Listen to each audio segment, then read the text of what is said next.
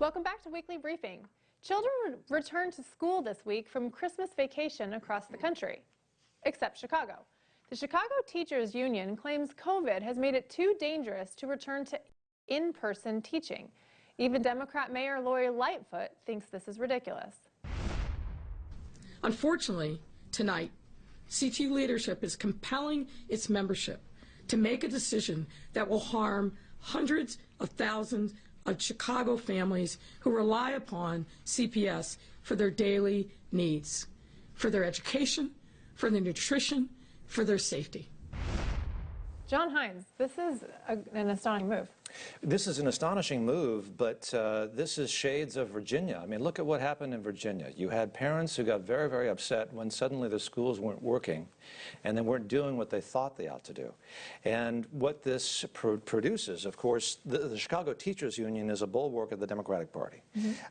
She's obviously Democrat. It's a blue city. And so what you're seeing now is a wedge being dividing the Democratic Party into Democratic entities in a lot of these blue areas. In this case, it happens to be over children and schools. Because if you are a guy who, say, has to go to work fixing cars, and you see some teacher who says, I don't want to go to work because COVID is too dangerous, you're going to think, why the heck don't you want to educate my kid and I've got to go to work? Why don't you have to go to work? And so for the common person, for the average person, it really hits home. And suddenly a lot of these people are beginning to realize that unions don't necessarily serve their interests. And also the Democrats don't necessarily serve their interests. One of the reasons why she's so angry is because this is producing a divide in the Democratic Party in some of these blue cities. So that's what seems to be going on. Is it fair to say they're going too far left and losing some of their Democrat support? It's exactly what we saw in Virginia. Yeah. And this is what's going on. It's the schools. It's the schools. It is the schools. Hey, maybe we'll see Chicago turn red. Manhattan's far-left district attorney has a revolutionary idea: halting prison sentences for charges except homicide, domestic violence, some sex crimes, and public corruption. Donna, is this a good idea? No, this is a terrible idea, and it's really an extension of the defund the police. They're still trying to push that through. And so now the rights of the criminal is more important than the rights of the citizens that they're terrorizing. And you see in California how this is playing out. You got these smash and grabs. People are afraid to lock their cars. They actually leave their trunks open so that people don't have to smash their cars to steal the merchandise. They're terrorizing people at their homes. This gives criminals a pass to be able to do whatever they want to the city and create a fear that nobody should have to live in. I think you're right. John, what do you think about this? Well, I don't know if you guys are big Marvel fans, but this sounds a lot like a plot line straight from one of these Marvel movies where you have the DA is owned by the crime kingpin and releasing all the criminals so he can, you know, it's terrible. Batman. It's really terrible. Where's the Trump logo? Right? Are we going to see a move to have more law and order because they're going so far against law and order? Well, I think, you know, with the New York mayor being Eric Adams, he's talked a lot about this, and I do think you're going to start to see that, just like you saw a divide in Chicago with the education issue. I think law and order is going to be a divide in the Democratic Party. All right, interesting.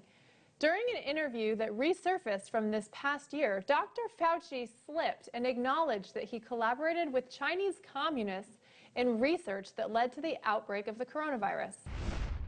COVID-1 clearly originated in China, and we were fortunate to escape a major pandemic. So we really had to learn a lot more about the viruses that were there, about whether or not people were getting infected with bad viruses. So in a very minor collaboration, as part of a subcontract of a grant, we had a collaboration with some Chinese scientists.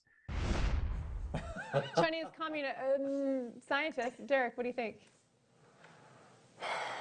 Okay. First of all this time, Rand Paul's been sending him on the House floor and asking about gain of function. Yeah. Have we been involved in this whole thing? And he's been lying, and now he's caught on tape lying. The other thing about this is I don't understand about Anthony Fauci. You know, I had an opportunity to work inside the administration, and as an appointee, you're not allowed to, we had all these ethics meetings and we weren't allowed to go on camera, we weren't allowed to talk about all these things. And it's just amazing to me how he is as a public servant and is allowed to go on TV as much as he is, give out all this misleading information and earn money with it. And someone at some point needs to step in and stop Anthony Fauci, because what he's doing is against the law. Well, that's actually the Biden administration's MO. They are making money off their positions. We're seeing bribes with Hunter Biden. Yes. Donna, what do you think about Fauci's slip, his admission? I think that, there's enough information out there that people know that it was a collaboration, that the United States was responsible for this coming out, and he's trying to cover himself, because I think a few more of the medical community is starting to step in and say, we've been silenced, we've been caught, we've been persecuted for spreading misinformation, and they're starting to say, you know what, I don't care, I'm still going to tell the truth. And so I think he's trying to cover himself right now. Yeah, I mean, he's losing credibility, that's for sure. Okay, it is time for the lightning round.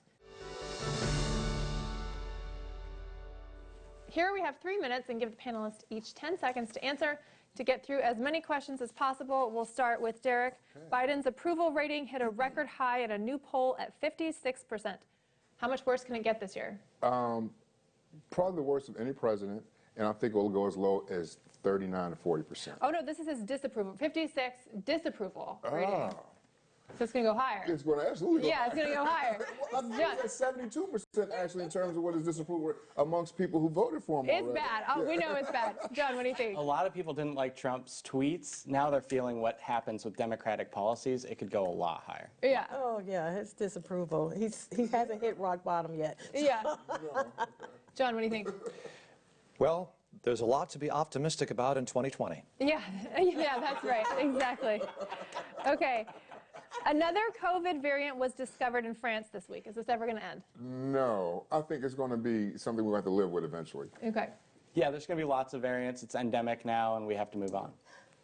Yeah, I mean, that's the nature of viruses. And so the fact that we keep putting this fear and telling people that we're going to get rid of it, that's a myth. John, are you freaking out? I think it'll end when the election in France is over. It's that's a election good season, point. so Good point. Is the Biden-Harris administration effectively over? Yes, absolutely. John? Yeah, I think it's kind of a third term of the Obama administration. I don't see Biden running anything. Right. Oh my gosh, where is Harris anyway? Haven't seen her in a while. John? Well, there's a lot to be optimistic about in 2020. Right. Is this, okay, so there's a sign in the DC Metro telling people to wear a mask and get your life back. Is that true, Derek? No, and it's very confusing to people, especially in this area, because masks are like one county to the next. All right, John. It depends on the week. Right. How science feels that day. There's 2 masks, 3 masks, it's never going to end. Follow the science, of course. Right. Absolutely, yes. Okay. All right. French president declared the unvaccinated are non-citizens. Are the vaccines really about keeping people safe? No, it's all politicized and to continue to divide people. Right. It's incredible. We know that vaccinated people spread the virus, and so to continue to politicize it like this and demonize people is just awful. Right.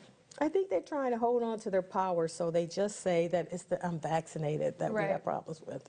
John? Mr. Macron is in a tough election. He's trying to drive a wedge. He's trying to differentiate himself from others, so he's speaking out in very vociferous terms. Making himself clear. All right, don't go anywhere. When we come back from the break, we cover which topics our panel thinks is important. Don't go anywhere.